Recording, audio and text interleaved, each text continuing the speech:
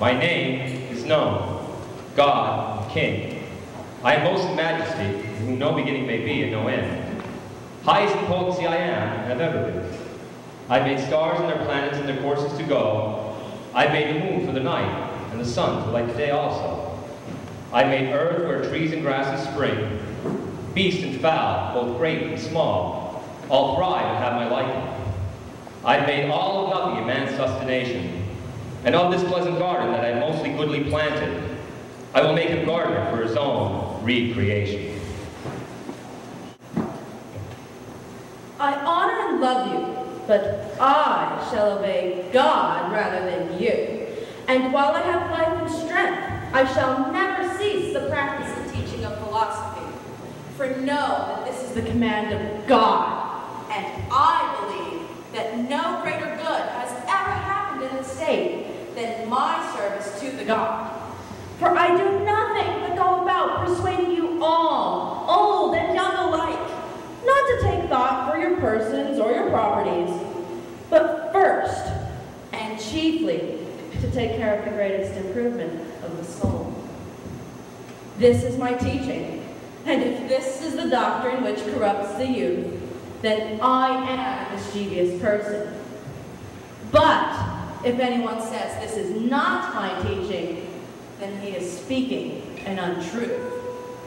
Wherefore, O men of Athens, I say to you, therefore acquit me or not, but whichever you do, I shall never alter my ways, never adjust my approach to this maze, never reform till the end of my days, even if I have to die many times.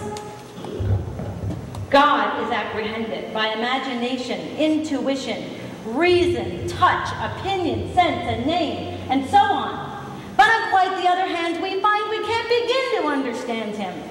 So to some it seems a shame to go on.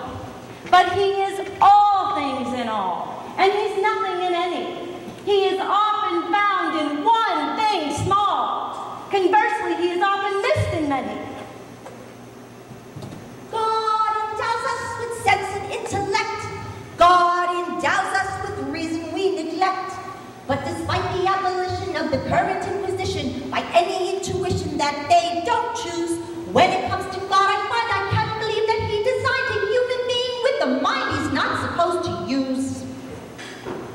The rise of man, the wrath of God is natural and explicable. We are despicable. If God by inaction has given man the stage, if man's malefaction sends God into a rage, we can hardly be aghast that up we're raised, that down we're cast, that we should be sublime, that God damns us for all time. Nothing is true unless observed by you. Atheistic existentialism, which I represent, is more coherent. I do believe it. The glory of God we are born to make manifest.